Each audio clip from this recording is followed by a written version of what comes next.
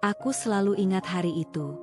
Hari ketika aku diusir dari rumah megah suamiku, di tengah malam yang dingin, dituduh mencuri, dan dengan sebuah nyawa lain yang bersemi di dalam perutku. Mereka, keluarga suamiku yang terpandang, menatapku dengan jijik, seolah aku adalah kuman yang harus disingkirkan.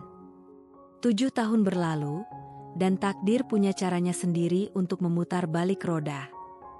Di meja kerjaku yang mewah, aku menatap mereka, tanpa amarah, tanpa dendam, hanya sebuah ketenangan yang dingin.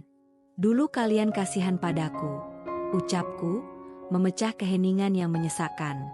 Sekarang kalian takut padaku. Namaku Dewi, seorang perempuan sederhana dari sebuah desa kecil di kaki Gunung Merapi. Sejak kecil, hidupku sudah akrab dengan yang namanya kesulitan. Ayahku, seorang buruh tani, dan ibuku, penjual kerupuk keliling, selalu berjuang keras demi menopang kami. Rumah kami terbuat dari anyaman bambu. Atapnya sesekali bocor saat hujan deras, dan lantai tanahnya selalu dingin di malam hari. Tapi, meski serba kekurangan, cinta di antara kami tak pernah surut.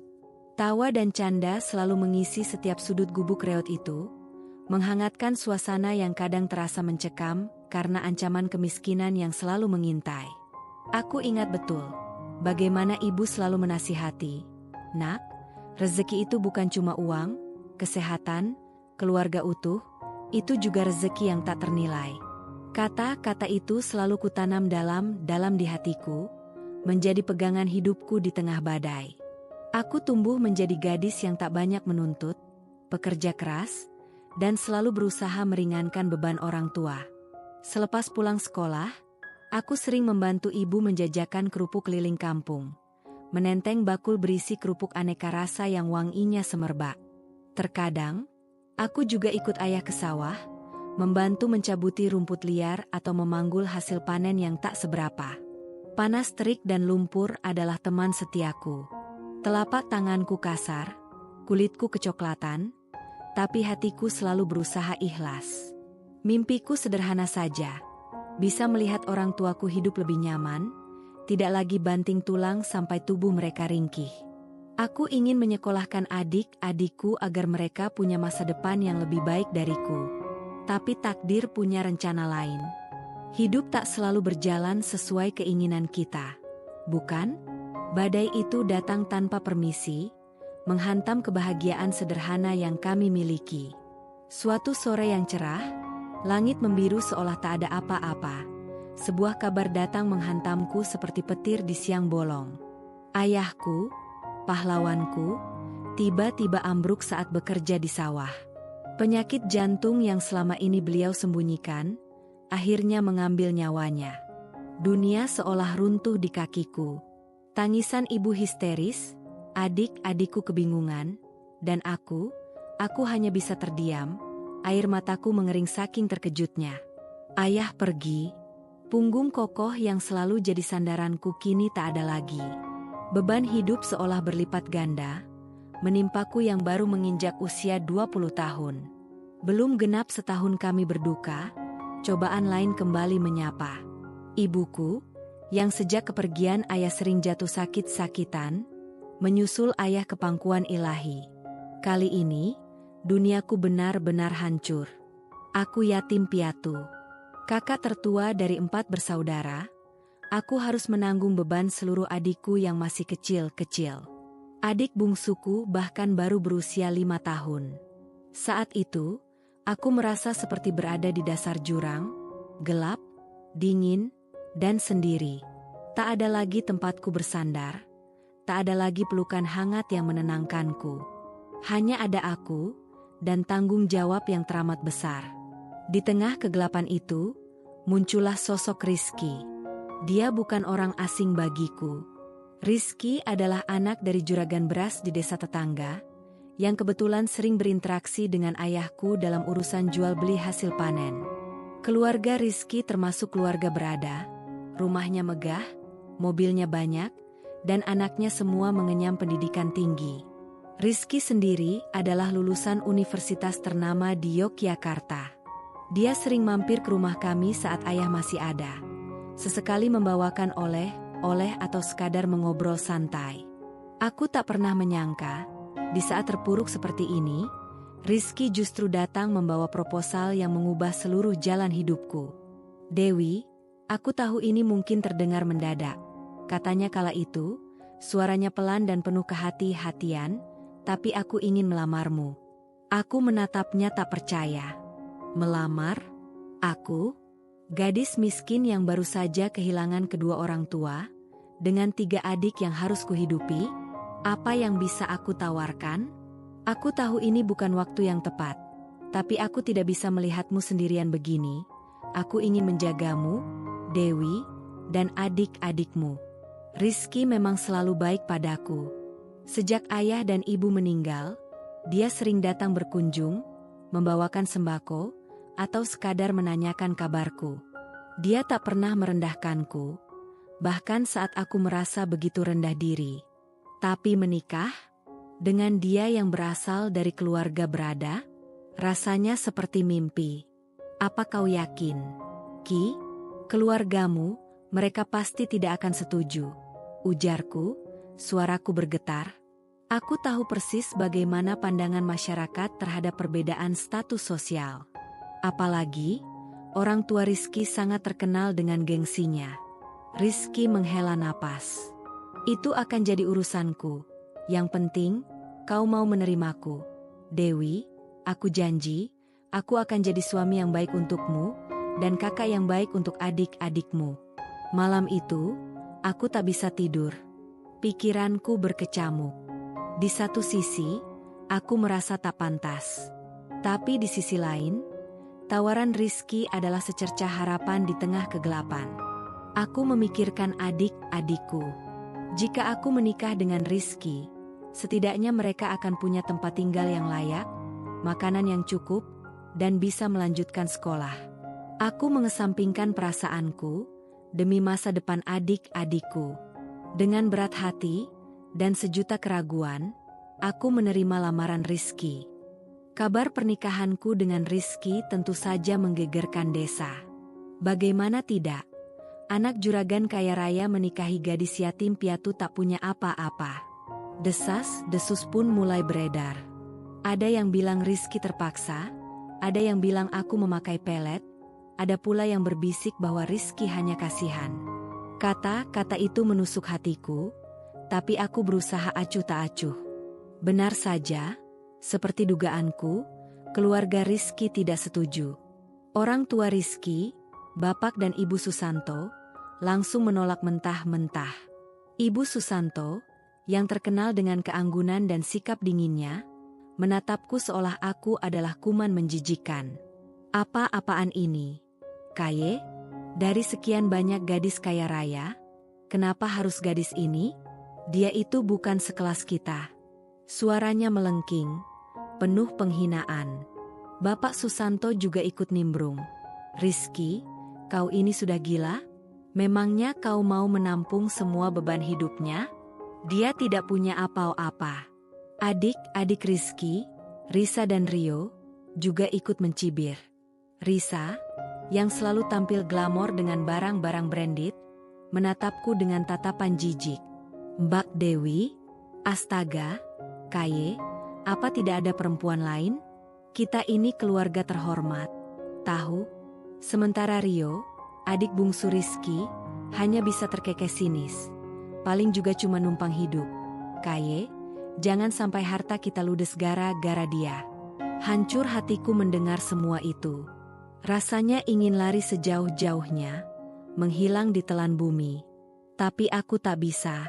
Aku sudah berjanji pada adik-adikku. Aku harus kuat. Rizky berdiri di sampingku, tangannya menggenggam tanganku erat, seolah menyalurkan kekuatan. Pak, Risa, Rio, kalian tidak mengerti. Dewi sudah tidak punya siapa-siapa. Aku kasihan padanya, aku tidak bisa membiarkannya sendirian. Aku mencintainya, kata Rizky, berusaha meyakinkan keluarganya. Aku tahu, kata, kasihan, itu adalah kunci. Itu adalah kartu as yang dia gunakan untuk meluluhkan hati keluarganya yang keras. Akhirnya, setelah perdebatan panjang dan drama yang tak berkesudahan, keluarga Rizky mengalah. Bukan karena mereka setuju atau menerimaku sepenuh hati, melainkan karena kasihan. Mereka melihatku sebagai gadis malang yang baru saja kehilangan kedua orang tua, tanpa siapa-siapa. Seolah-olah, pernikahan ini adalah bentuk amal sosial, bukan ikatan cinta yang tulus. Aku tahu itu. Rasanya sakit, tapi aku harus menelannya. Demi adik-adikku, demi secercah harapan. Pernikahan kami dilangsungkan secara sederhana, jauh dari kemegahan pernikahan yang biasa digelar keluarga Susanto. Aku mengenakan kebaya putih sederhana, dan Rizky mengenakan batik. Tak ada banyak tamu, hanya beberapa kerabat dekat yang datang dengan tatapan aneh.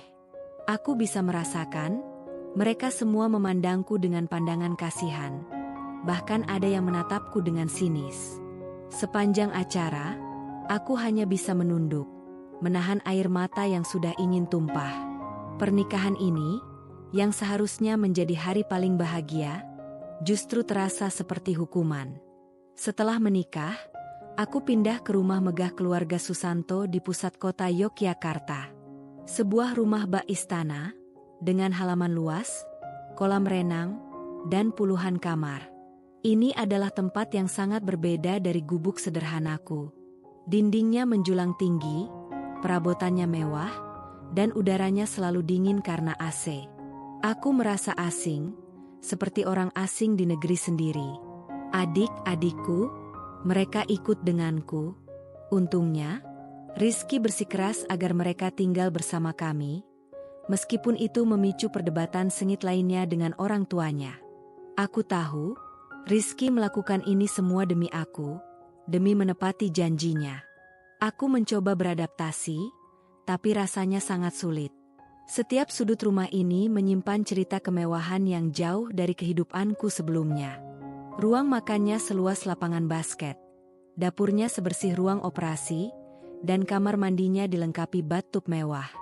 Aku merasa seperti Cinderella, tapi tanpa peri penolong dan tanpa sepatu kaca yang pas di kaki.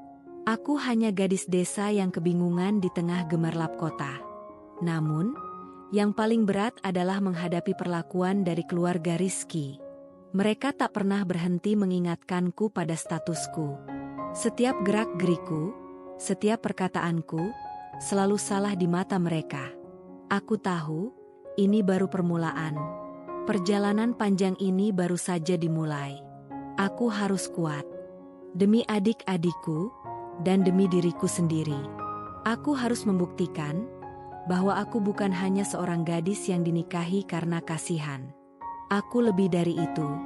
Aku adalah Dewi, dan aku akan bangkit. Pernikahan itu memang terjadi, tapi bukan berarti kehidupan kami menjadi lebih mudah. Justru sebaliknya, itu adalah awal dari neraka kecil yang harus kuhadapi setiap hari. Aku tinggal di rumah megah keluarga Susanto, yang terasa seperti sangkar emas. Mewah, tapi pengap dan penuh duri. Setiap sudut rumah ini, setiap barang mewah yang kutemui, selalu mengingatkanku pada jurang pemisah antara duniaku dan dunia mereka. Aku merasa seperti barang antik yang tak pada tempatnya, diletakkan di tengah koleksi mahal yang tak sepadan. Mertua dan iparku memperlakukan aku seperti beban. Bukan menantu, bukan bagian dari keluarga. Aku ini lebih mirip parasit, benalu yang menempel di pohon kaya raya mereka. Ibu Susanto, dengan dagu terangkat tinggi, selalu menatapku dengan pandangan merendahkan. Setiap kali aku lewat di depannya, tatapannya seolah melucuti harga diriku satu persatu. Dasar gadis kampung, bisiknya suatu kali, saat aku tak sengaja menjatuhkan garpu perak yang berkilau. Padahal, hanya suara garpu yang jatuh, tapi baginya itu adalah kejahatan besar. Aku sering mendengar bisikan mereka dari balik pintu, atau saat mereka mengira aku tidak ada. Lihat saja, paling juga mau menguras harta kita, kata Ibu Susanto pada Risa, dengan suara sinis. Risa akan menimpali, pasti cuma mau enaknya saja. Mana mungkin dia bisa bergaul dengan teman-teman kita? Malu-maluin. Aku selalu menahan napas, dadaku terasa sesak. Air mata sudah di ujung mata. Tapi aku mati-matian menahannya agar tidak tumpah. Aku tidak boleh terlihat lemah di depan mereka. Setiap pagi, saat sarapan, suasananya selalu dingin. Aku makan dalam diam, menunduk, seolah tak punya hak untuk mengangkat kepala. Sementara mereka sibuk membicarakan investasi, saham, atau liburan ke luar negeri, aku hanya bisa mendengarkan. Tak pernah sekalipun mereka mengajakku bicara, apalagi bertanya tentang perasaanku. Aku seperti hantu, ada tapi tak dianggap. Satu-satunya yang sedikit memberiku kekuatan adalah kehadiran adik-adikku. Mereka memang bisa tinggal bersama kami, tapi perlakuan yang mereka terima juga tak jauh berbeda. Adik-adikku sering diolok-olok oleh Rio, adik iparku yang paling jahil. "Hei, anak pungut, mau minta jajan lagi?" Ejeknya suatu hari pada adik bungsuku, Bima, yang saat itu sedang merengek minta dibelikan es krim. Bima langsung menangis, dan aku segera memeluknya, menenangkan. Aku ingin sekali memarahi Rio, tapi aku menahan diri. Aku tidak ingin membuat masalah. Aku sadar posisiku di rumah ini. Aku ini seperti pembantu. Bahkan lebih parah dari pembantu. Pembantu di rumah itu, Embok Sum dan Pak Budi, setidaknya diperlakukan dengan hormat oleh keluarga Susanto. Sementara aku adalah menantu yang diperlakukan seperti pembantu, tapi tanpa gaji. Setiap pagi, aku harus bangun lebih awal dari yang lain. Aku membersihkan kamarku, kamar adik-adikku, lalu mulai membantu Embok Sum menyiapkan sarapan. Padahal, ada banyak art di rumah itu, tapi Ibu Susanto selalu mencari cara untuk membuatku sibuk. "Dewi, ini piring kotor kenapa belum dicuci?" Atau "Dewi, pakaian kotor Bapak kenapa masih menumpuk di keranjang?" Itu bukan tugas Embok Sum, tapi tugas menantu yang baik. Aku mengangguk, tanpa membantah. Aku tahu itu cara mereka merendahkanku, membuatku merasa tak berguna, dan hanya pantas melakukan pekerjaan kasar. Setiap kali aku selesai mencuci piring, tanganku pasti lecet karena sabun. Setiap kali aku selesai menyapu, punggungku terasa pegal. Tapi aku terus melakukannya, dengan harapan suatu hari nanti mereka akan melihat usahaku. Harapan itu, entah mengapa, selalu ada, meski tipis. Yang paling menyakitkan adalah sikap suami, Rizky, yang pasif, bahkan kadang ikut menyalahkan. Dia tahu bagaimana aku diperlakukan, dia melihatnya setiap hari. Tapi dia jarang sekali membelaku. Kadang dia akan melirikku dengan tatapan kasihan, lalu pergi begitu saja. Mungkin dia lelah berdebat dengan orang tuanya, atau mungkin dia juga takut pada mereka. Aku tidak tahu. Yang jelas, aku merasa sangat sendirian. Pernah suatu kali, Ibu Susanto menumpahkan kopi panas ke bajuku, seolah tidak sengaja. Bajuku jadi kotor, dan kulitku terasa perih. Aku meringis kesakitan. Ibu Susanto hanya melirik, tanpa mengucapkan maaf. "Ceroboh sekali kamu, Dewi, kenapa tidak hati-hati?" katanya dengan nada menyalahkan. Aku ingin menangis. Rizky ada di sana, dia melihat semuanya. Tapi dia hanya diam, lalu menghela napas. "Sudah, Dewi, bersihkan saja, nanti Mama marah," katanya pelan, seolah takut pada ibunya. Kata-kata itu, yang seharusnya menenangkan, justru membuatku merasa semakin kecil dan tak berdaya. Aku merasa dikhianati. Mengapa dia tidak membelaku? Mengapa dia tidak melindungiku? Bukankah dia suamiku? Sore itu, aku menangis dalam diam di kamar mandi, membiarkan air shower menyamarkan tangisanku. Dadaku terasa begitu sesak, seolah ada batu besar yang menghimpitnya. Aku bertanya pada diriku sendiri, mengapa aku bertahan? Mengapa aku harus menjalani semua ini? Jawabannya selalu sama, Adik-adikku. Aku harus bertahan demi mereka. Selain perlakuan fisik, aku juga sering mendengar hinaan verbal yang menusuk jantung. Aku dibilang cuma numpang hidup dan bukan jodoh sekelas mereka. Kata-kata itu seperti mantra yang selalu diucapkan oleh Ibu Susanto dan Risa. Setiap kali ada arisan keluarga atau kumpul-kumpul sosialita, aku sengaja tidak diikut sertakan. Bahkan saat mereka pergi liburan keluar kota, aku selalu ditinggalkan di rumah. Alasannya, agar ada yang menjaga rumah dan adik-adikmu, padahal ada banyak ART yang bisa melakukannya. Dia itu cuma numpang hidup. Buat apa diajak ke Paris? Nanti dia malah malu-maluin. Bisik Risa pada ibunya, yang sengaja diperdengarkan agar aku mendengarnya. Aku pura-pura tidak mendengar, sibuk menyiram tanaman di taman belakang. Tapi setiap kata itu, terasa seperti pisau yang mengiris hatiku. Harga diriku diinjak-injak, remuk redam. Kadang, aku juga sering mendengar mereka membandingkanku dengan mantan pacar Rizky, yang konon putri seorang pejabat atau pengusaha kaya. Seharusnya Rizky menikah dengan Amelia, putri Pak Gubernur, kan sepadan, bukan dengan gadis kampung macam ini, kata Ibu Susanto sambil menatapku sinis. Aku hanya bisa menarik napas panjang, menahan diri untuk tidak meledak. Yang paling parah adalah saat aku diperlakukan seperti pembantu di rumah sendiri. Tugasku semakin banyak, melampaui batas kewajaran seorang menantu.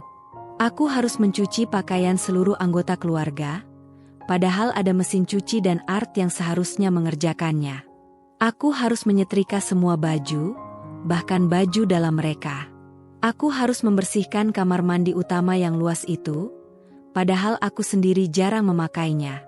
Aku juga harus menyiapkan semua kebutuhan mereka, mulai dari menyiapkan kopi di pagi hari, memilihkan pakaian, sampai memijat kaki Ibu Susanto saat dia kelelahan.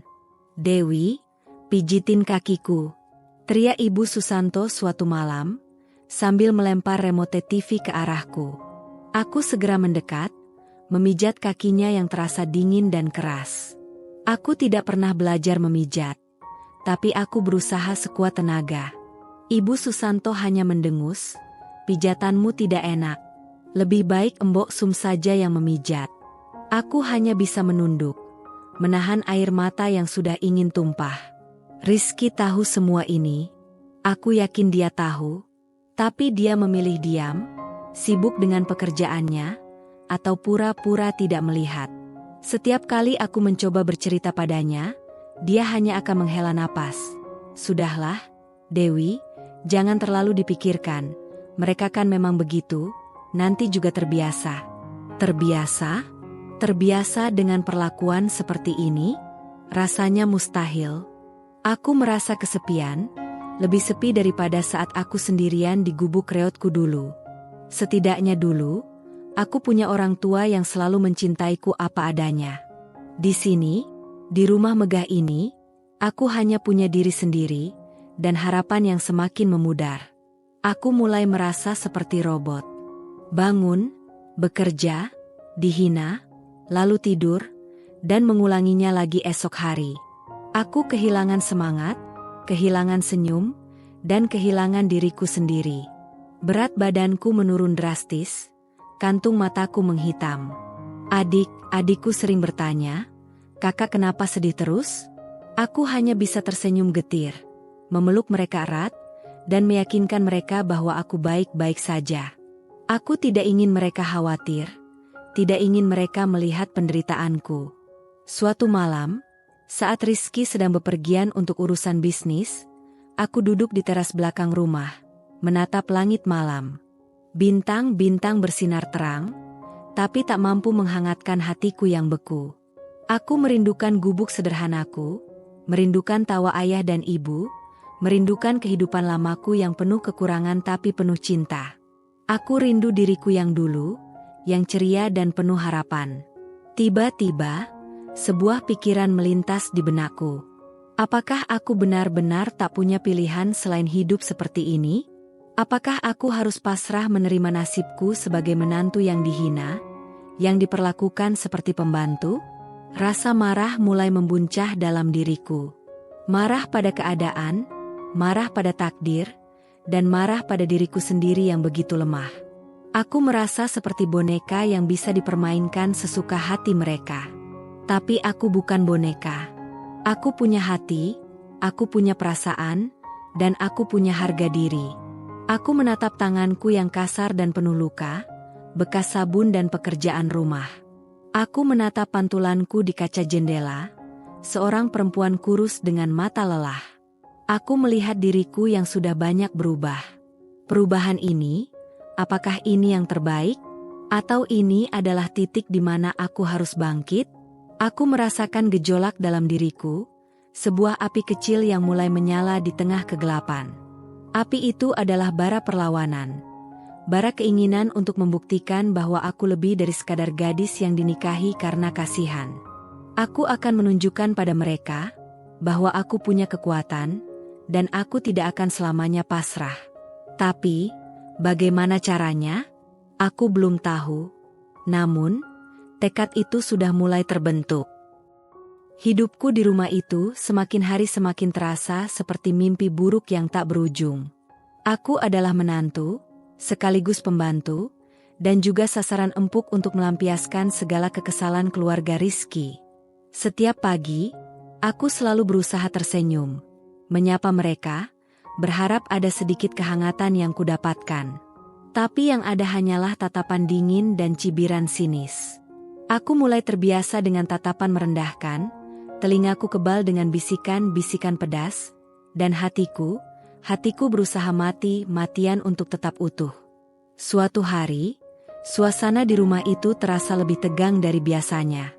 Bapak Susanto terlihat mondar-mandir dengan wajah cemas, sementara Ibu Susanto sibuk menelepon dengan nada bicara tinggi. Risa dan Rio juga terlihat panik, bisik-bisik di sudut ruangan. Aku bertanya pada Mbok Sum, ada apa gerangan? Mbok Sum hanya menggeleng. Tidak tahu, Non, sepertinya ada masalah besar. Aku mencoba tidak ikut campur, sibuk dengan tugasku membersihkan taman. Namun, ketenangan itu tidak berlangsung lama. Sore harinya, saat aku baru saja selesai menjemur pakaian, tiba-tiba Ibu Susanto memanggilku dengan suara melengking. Dewi, kemari kau. Aku segera masuk ke dalam, jantungku berdegup kencang. Firasat buruk mulai merayapi benakku. Saat aku tiba di ruang keluarga, mereka semua sudah berkumpul. Bapak Susanto, Ibu Susanto, Risa, Rio, dan Rizky. Matanya menatapku dengan tatapan kosong, seolah tidak mengenalku. Aku merasa ada yang tidak beres. Dewi, suara Ibu Susanto terdengar dingin dan tajam. Di mana uang kami? Aku mengerutkan kening. Uang apa, Bu? Jangan pura-pura tidak tahu. Uang kas perusahaan, sekitar 200 juta. Kemarin ada di laci meja kerja Bapak. Sekarang hilang.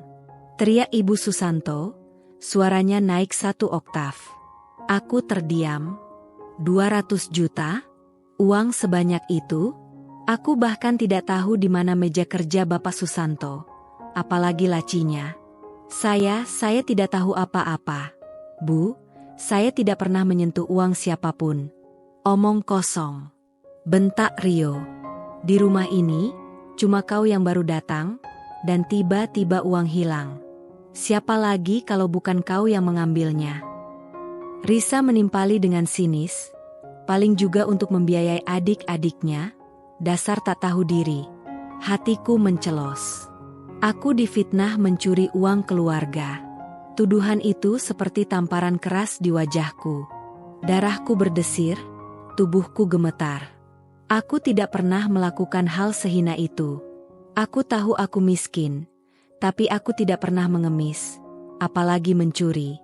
Saya bersumpah, Bu, Pak, saya tidak mengambil uang itu. Saya tidak tahu apa-apa. Ucapku, suaraku bergetar. Aku berusaha menatap mata mereka satu persatu, berharap mereka melihat kejujuranku. Tapi yang kutemukan hanyalah tatapan penuh tuduhan dan kebencian. Bapak Susanto menatapku tajam. Kami sudah cek CCTV. Dewi, kau sempat terlihat masuk ke ruang kerja saat semua orang keluar. Aku terkejut. Tapi saya hanya mengambil lab di gudang sebelah ruang kerja. Pak, setelah itu saya langsung ke taman. Aku berusaha menjelaskan, tapi suara mereka lebih nyaring dari suaraku. Alasan. Sudahlah, Dewi, mengaku saja. Bentak Ibu Susanto. Kami tahu kau miskin, tapi jangan sampai mencuri. Air mataku sudah tak tertahankan lagi. Mengalir deras membasahi pipiku. Rasa sakit, marah, dan kecewa bercampur jadi satu. Mereka benar-benar tega menuduhku seperti ini. Aku menoleh pada Rizky, berharap dia akan membelaku, berharap dia akan membuktikan bahwa aku tidak bersalah. Tapi suami tak membela. Dia hanya berdiri di sana, diam, dengan tatapan kosong yang sama. Seolah aku bukan istrinya. Seolah dia tidak mengenalku. Kaye, katakan pada mereka. Aku tidak melakukan ini. Aku istrimu. Pintaku, suaraku serak karena tangis. Rizky hanya menunduk, tak berani menatapku. Dewi, lebih baik kau mengaku saja, nanti papa bisa memaafkanmu. Jantungku serasa berhenti berdetak. Kata Rizky lebih tajam daripada pisau. Dia tidak percaya padaku. Dia memintaku mengaku, padahal aku tidak bersalah. Saat itu, aku merasa duniaku benar-benar runtuh. Harapan terakhirku hancur berkeping-keping. Pria yang kupercaya, pria yang berjanji akan menjagaku, justru ikut menjatuhkanku. Jadi, kau percaya aku mencuri? Tanyaku pada Rizky, suaraku nyaris tak terdengar. Rizky tak menjawab, hanya menggeleng lemah. Itu sudah cukup bagiku. Air mataku berubah menjadi air mata kemarahan. Sudah. Jangan banyak drama. Ibu Susanto melengking. Sekarang, kemasi barang-barangmu. Kau diusir dari rumah ini. Mataku membelalak. Diusir? Aku? Dari rumah ini? Di tengah malam seperti ini? Aku menatap mereka satu persatu. Tak ada sedikit pun rasa kasihan di mata mereka. Hanya kebencian. Tidak. Aku tidak mau pergi. Aku tidak bersalah. Teriakku, mulai histeris. Jangan membuat keributan. Pergi sekarang juga. Kalau tidak, kami akan melaporkanmu ke polisi. Ancam Bapak Susanto. Aku terdiam. Polisi? Mereka benar-benar akan melakukan itu? Aku menoleh ke arah adik-adikku yang berdiri di sudut ruangan. Wajah mereka pucat pasi melihat keributan ini. Aku tidak bisa membiarkan mereka melihatku masuk penjara. Aku harus melindungi mereka. Dengan tubuh gemetar dan hati yang hancur, aku melangkahkan kakiku keluar dari ruang keluarga. Aku naik ke kamar, tangan dan kakiku serasa tak bertulang. Aku mengemasi barang-barangku yang tak seberapa.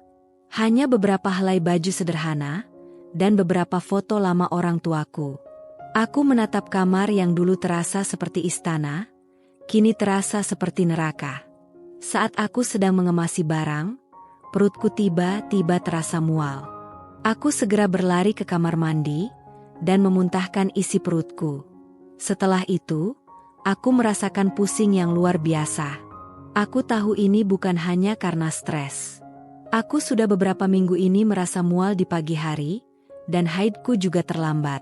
Dengan tangan gemetar, aku mengambil test pack yang kusembunyikan di laci. Aku sudah membelinya beberapa hari yang lalu, tapi belum berani mencobanya. Hasilnya 2 garis merah. Positif. Aku hamil. Duniaku serasa berhenti berputar. Hamil? Aku? Dengan anak dalam kandungan? Diusir dari rumah? Kemana aku harus pergi?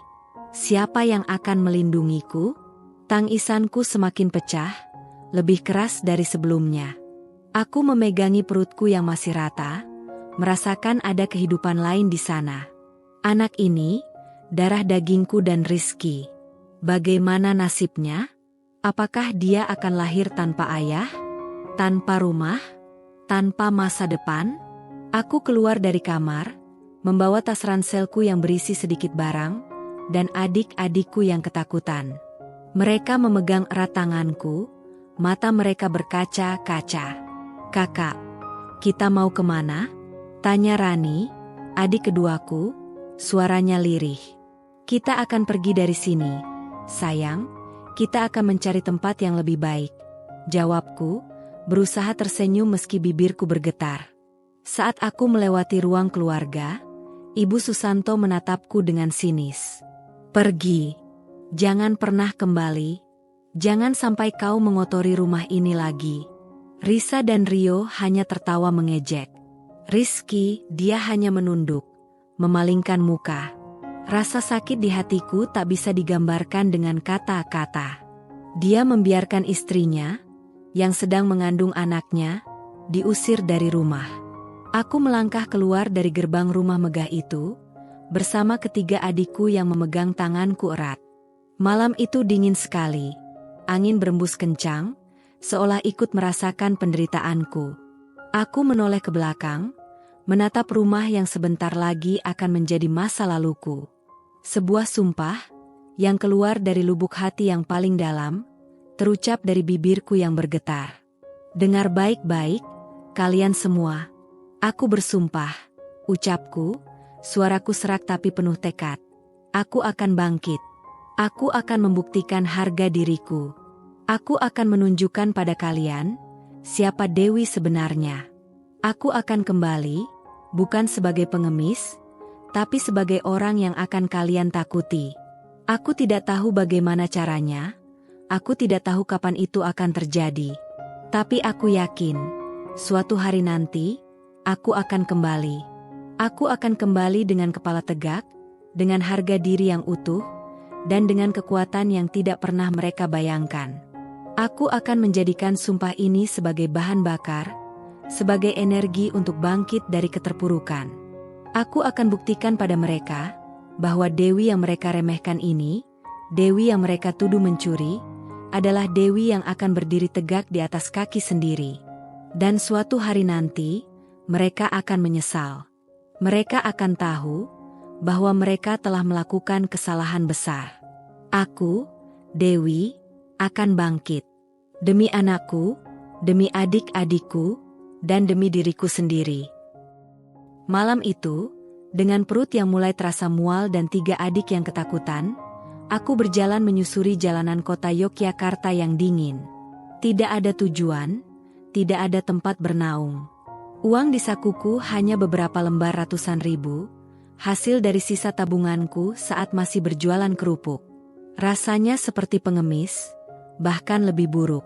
Karena di mata orang, aku adalah seorang istri yang baru saja diusir dari rumah megah suaminya.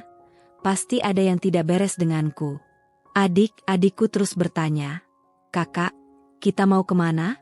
Aku hanya bisa menjawab, "Kita akan mencari tempat yang aman. Sayang, kita akan membangun rumah kita sendiri." Rumah? Jangankan rumah, untuk tidur malam ini saja aku tidak tahu di mana. Untungnya, aku teringat pada Bibi Ani, adik dari almarhum ibuku, yang tinggal di sebuah rumah kontrakan kecil di pinggiran kota. Beliau adalah satu-satunya kerabat yang kumiliki di kota ini. Dengan langkah gontai, kami menuju ke sana. Bibi Ani terkejut melihat kami datang di tengah malam, dengan wajah sembab dan barang bawaan seadanya. Aku menceritakan semuanya, tentang tuduhan pencurian, tentang pengusiran, dan tentang kehamilan yang baru ku tahu. Bibi Ani, dengan mata berkaca-kaca, memelukku erat. "Ya Allah, Dewi, kamu tidak apa-apa?" Suaranya penuh kasih sayang. Bibi Ani adalah malaikat tak bersayap bagiku. Meskipun hidupnya juga pas-pasan, beliau dengan ikhlas menampung kami. Rumah kontrakannya kecil, hanya ada 2 kamar, tapi kami berbagi. Aku dan adik-adikku tidur berdesakan di satu kamar, sementara Bibi Ani di kamar satunya. Meskipun sempit, setidaknya kami punya tempat untuk berlindung, punya atap di atas kepala. Keesokan harinya, aku mulai memikirkan bagaimana caranya bertahan hidup. Aku tidak bisa selamanya bergantung pada Bibi Ani. Aku harus bekerja. Tapi aku tidak punya ijazah tinggi, tidak punya pengalaman kerja di kota. Yang kumiliki hanya keterampilan tangan dan tekad yang kuat. Aku teringat hobiku menjahit sejak kecil. Dulu, ibuku sering mengajariku menjahit baju sederhana. Dengan sedikit modal sisa tabungan dan uang pemberian Bibi Ani, aku membeli sebuah mesin jahit bekas dan beberapa gulung kain murah. Aku mulai dari nol. Aku membuat kerudung sederhana, sarung bantal, dan taplak meja. Aku menjajakan hasil karyaku keliling kompleks perumahan, dari pintu ke pintu. Kadang laku, kadang tidak. Penghasilan yang kudapatkan sangat minim, nyaris tidak cukup untuk makan sehari-hari. Saat itu, aku sudah mulai menunjukkan gejala kehamilan yang lebih jelas. Perutku mulai membesar, dan aku sering merasa lelah. Bibi Ani sering menasihatiku untuk istirahat, tapi aku tak bisa. Aku harus bekerja. Demi anakku yang di dalam kandungan, demi adik-adikku yang masih kecil. Mereka adalah penyemangat terbesarku. Aku sering mengusap perutku, berbicara pada calon bayiku, "Nak, ibu akan berjuang demi kamu, kita pasti bisa." Suatu hari, seorang ibu-ibu yang sering membeli kerudungku, Bu Lastri, melihat hasil jahitanku yang rapi. "Dewi, kamu bisa membuat baju?" tanyanya. Aku mengangguk. "Bisa, Bu, tapi saya belum punya pola yang bagus." Bu Lastri kemudian menawarkan untuk memberiku beberapa jahitan baju rumahan. Aku sangat senang. Dari situlah, usahaku mulai berkembang sedikit demi sedikit. Dari mulut ke mulut, kabar tentang jahitanku yang rapi dan harganya yang terjangkau mulai menyebar. Aku bekerja siang malam. Siang hari aku menjahit, malam hari aku juga menjahit. Aku sering tidur hanya beberapa jam saja. Rasa lelah, mual, dan pusing menjadi teman setiaku. Tapi setiap kali melihat adik-adikku tersenyum, atau mendengar mereka bercerita tentang sekolah, semangatku kembali membara. Mereka adalah alasanku untuk terus maju. Saat kandunganku semakin membesar, aku memutuskan untuk mencoba berjualan secara online. Bibi Ani membantuku meminjam ponsel pintar bekas. Aku mulai memotret hasil jahitanku dengan kamera seadanya, lalu mengunggahnya di media sosial. Aku membuat akun Instagram dan Facebook dengan nama Dewi Jahit Cantik. Awalnya sepi, tapi aku tidak menyerah. Aku terus memposting, mencoba menarik perhatian. Aku mulai berkreasi dengan model-model yang lebih modern, mengikuti tren yang sedang booming di media sosial. Aku menonton tutorial di YouTube untuk belajar membuat pola-pola baru, cara menggambar desain, dan teknik-teknik menjahit yang lebih rumit. Aku juga belajar bagaimana mengambil foto produk yang menarik dan menulis caption yang menjual. Perlahan tapi pasti, pesanan mulai berdatangan. Bukan hanya dari Yogyakarta, tapi juga dari kota-kota lain di Jawa. Bisnisku terus berkembang. Dari hanya menerima jahitan baju rumahan, aku mulai menerima pesanan baju pesta, seragam kantor, bahkan gaun pengantin. Aku juga mulai menjual kain batik tulis yang kubeli dari pengrajin lokal, lalu kujahit menjadi pakaian cantik. Responsnya luar biasa. Orang menyukai desainku yang unik dan kualitas jahitanku yang prima. Aku juga dikenal karena pelayananku yang ramah dan cepat tanggap. Di tengah kesibukan itu, aku melahirkan seorang putra yang tampan dan sehat. Kuberi nama Arjuna, yang berarti ksatria. Kelahiran Arjuna memberiku kekuatan baru, semangat yang berlipat ganda. Dialah alasanku untuk terus berjuang. Aku berjanji pada diriku sendiri, Arjuna tidak akan pernah merasakan penderitaan yang sama denganku. Dia akan tumbuh dalam lingkungan yang penuh cinta dan dukungan. Aku mengatur jadwal dengan sangat ketat. Pagi hari aku mengurus Arjuna dan adik-adikku. Setelah itu aku mulai menjahit. Malam hari, setelah semua tertidur, Aku masih bekerja hingga larut malam. Bibi Ani banyak membantuku mengurus Arjuna dan adik-adikku. Tanpa bantuannya, mungkin aku sudah menyerah. Aku juga mulai menyewa seorang ibu-ibu tetangga untuk membantuku menjahit, karena pesanan yang semakin membludak. Setahun berlalu, lalu 2 tahun, dan seterusnya. Dewi Jahit Cantik bukan lagi sekadar usaha kecil-kecilan. Bisnisku tumbuh pesat. Aku sudah punya beberapa karyawan, dan aku tidak lagi bekerja di kontrakan sempit Bibi Ani. Aku sudah menyewa sebuah ruko besar di pusat kota, yang kujadikan butik sekaligus tempat produksi. Namaku sebagai desainer dan penjahit mulai dikenal luas di Yogyakarta, bahkan hingga ke Jakarta dan Surabaya.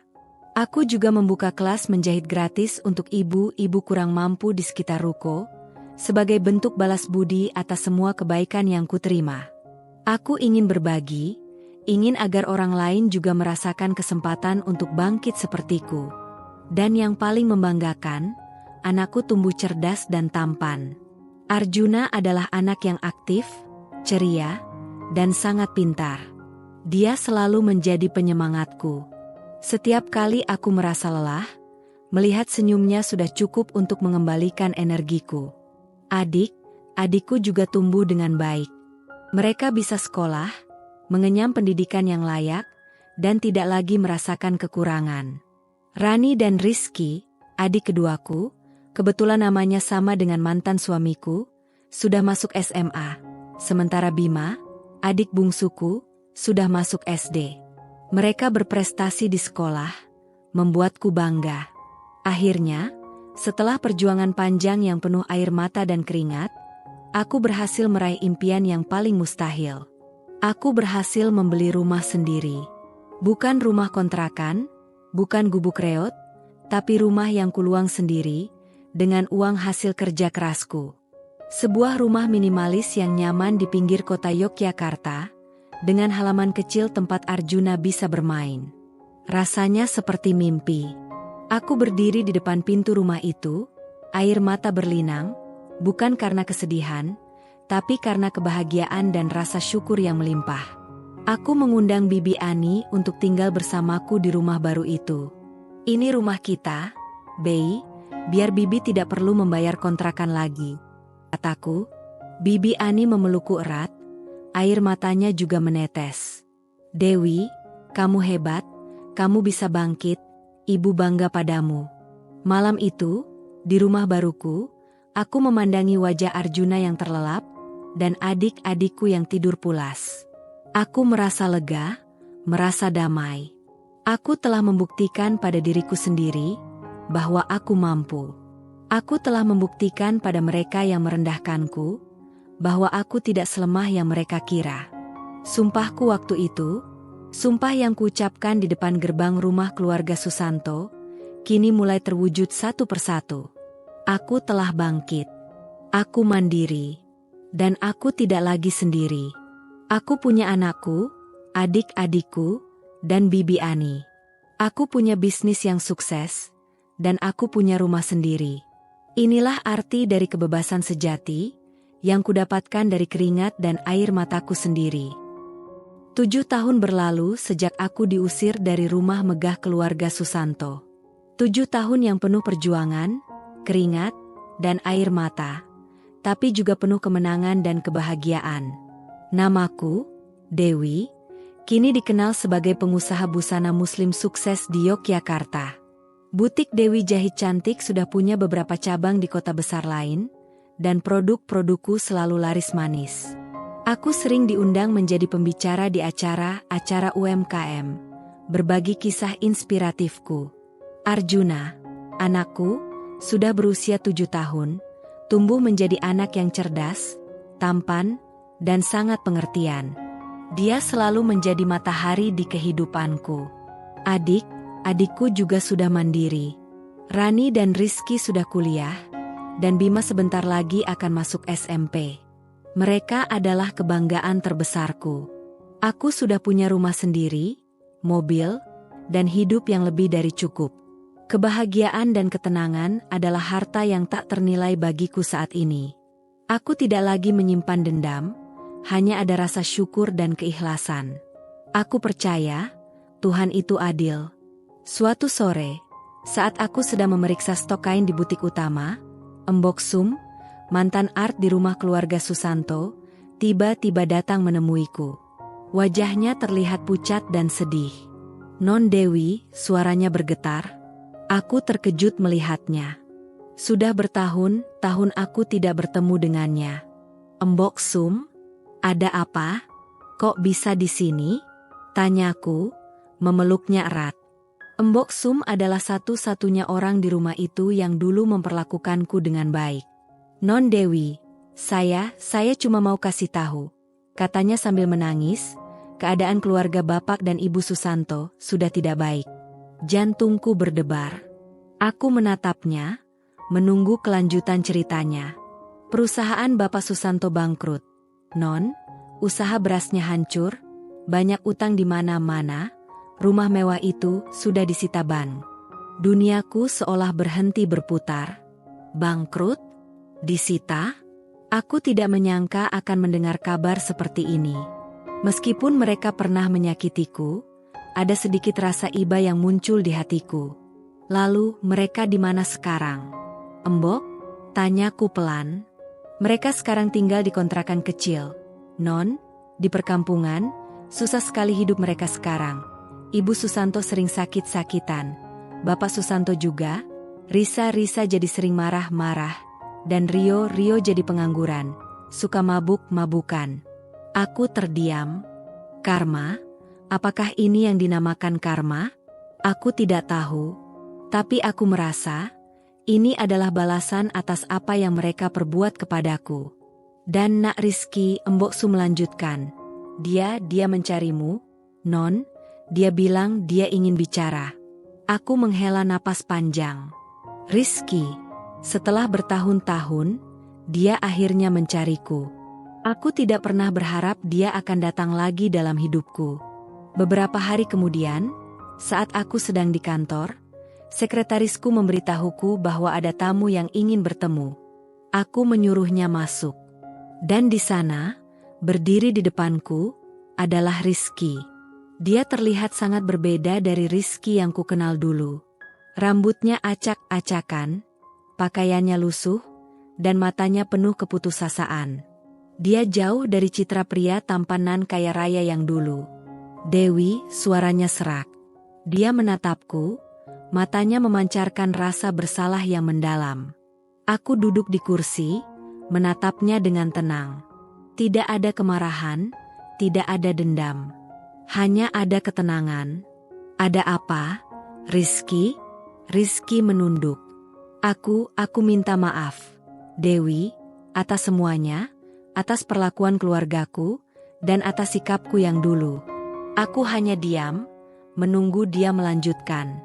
Hidup kami sekarang hancur.